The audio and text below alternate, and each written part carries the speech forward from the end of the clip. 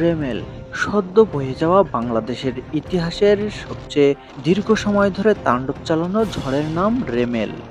ঝড়টি শ্যামনগর এবং কয়রা উপকূল দিয়ে প্রবেশ করে ২৬শে মে ২০২৪ সকাল থেকে শুরু করে ২৮শে মে ২০২৪ পর্যন্ত বাংলাদেশের বিভিন্ন স্থানে তাণ্ডব চালায়।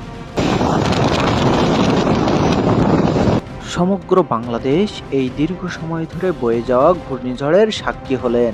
ঝড়টি প্রবেশ করে শ্যামনগরের সুন্দরবন উপকূল দিয়ে। এতে করে শ্যামনগরে ৪,০০০-এর অধিক পরিবার ঘরবাড়ি এবং সহায় সম্বল হারিয়েছেন। কয়রায় বেড়িবাঁধ ভেঙে পানি প্রবেশ করেছে এবং সেখানে কয়েক হাজার পরিবার পানিবন্দী জীবনযাপন করছে। আশাশুনি প্রতাপনগরে কয়েকটা এলাকায় পানি প্রবেশ করেছে।